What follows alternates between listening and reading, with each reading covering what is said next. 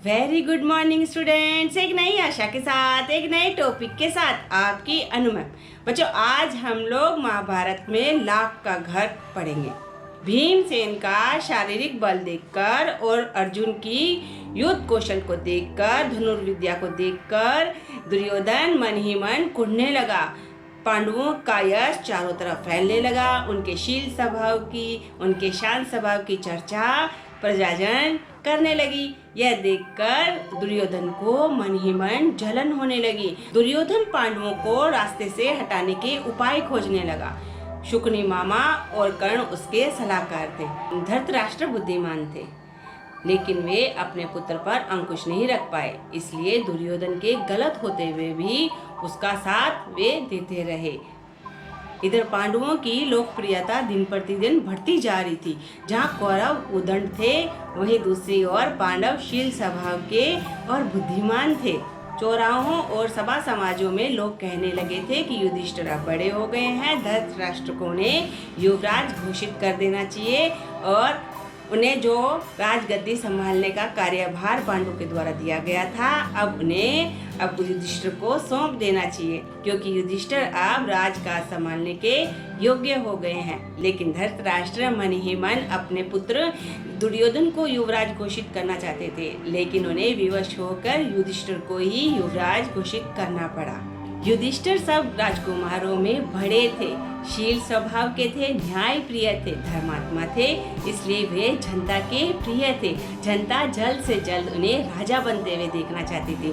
जनता कह रही थी कि इतने दिनों तक धृतराष्ट्र ने कार्यभार संभाला, क्योंकि उनके पिता का देहांत हो गया था और पांडु जब बालक थे, लेकिन अब तो युधिष्ठिर बड़े हो गए हैं।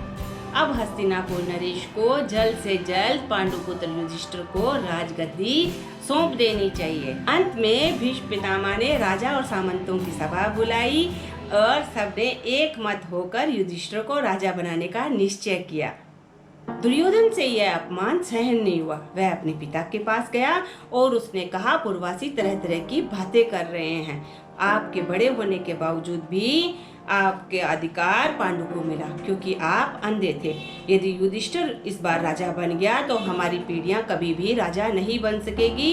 युधिष्ठिर की ही पीढ़ियां राजा बनेगी और हम यह जीते जी अपमान सहन नहीं कर पाएंगे। धृतराष्ट्र विवश थे, क्योंकि उन्हें कोई उपाय नहीं सूझ रहा था। धृतराष्ट्र ने कहा, बेटा तुम ठीक कहते हो, लेकिन युधिष्ठिर के खिलाफ कुछ भी करना बड़ा कठिन है, क्योंकि वह अपने पिता के समान गुणवान है, धर्मानुसार आचरण करता है, इसलिए जनता उसे प्यार करती है और अपने राजा के रूप में उसे देखती है। उसके खिलाफ यदि मैं कुछ भी करता हूँ तो यह जनता की नजर में बहुत ही गलत होगा।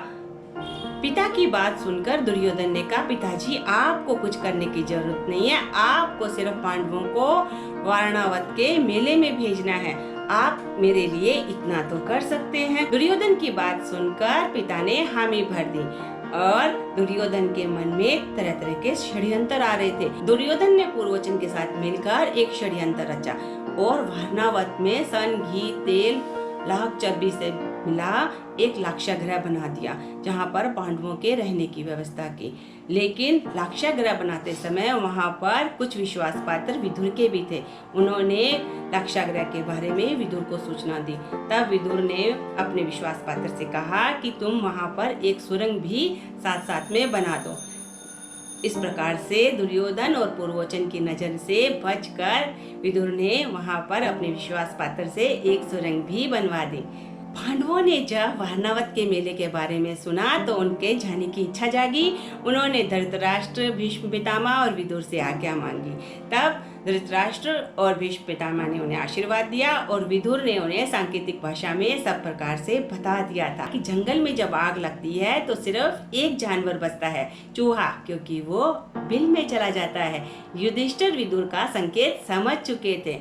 इस प्रकार से वो सावधान हो गए थे। जब वारणावत के मेले में पहुंचे तो वे बहुत खुश हुए, क्योंकि इतना सुंदर मेला उन्होंने कभी नहीं देखा था। वे दिन भर मेला देखते और रात को लाक्षागृह में आ जाते। अपने कक्षों को बंद करके वो सुरंग में सोने चले जाते। मेले का जब अंतिम दिन आया तो युधिष्ठिर ने एक बहुत बड़ा यज्ञ किया। सभी ब्राह्मणों को बुलाया,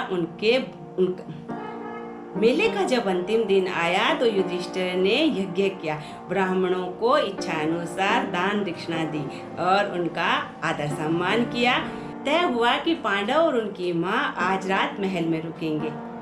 अमावस्या की रात थी, मेले का अंतिम दिन था।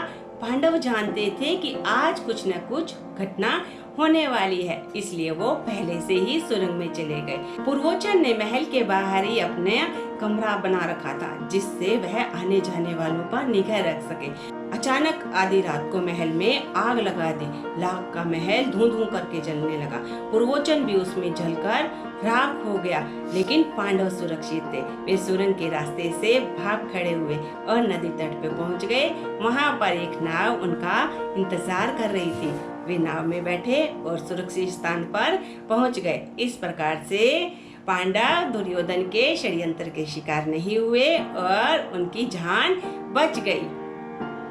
तो बच्चों, आपको ये जानकारी कैसी लगी, आप मुझे कमेंट बॉक्स में लिख के भेजें। यदि आपको मेरी जानकारी अच्छी लगी है तो आप मेरे वीडियो को लाइक कीजिए, कमेंट कीजिए और शेयर करना मत भूलिए, क्योंकि महापुराणों और कथाओं के बारे में जानना बड़े ही सौभाग्य की बात है। धन्यवाद।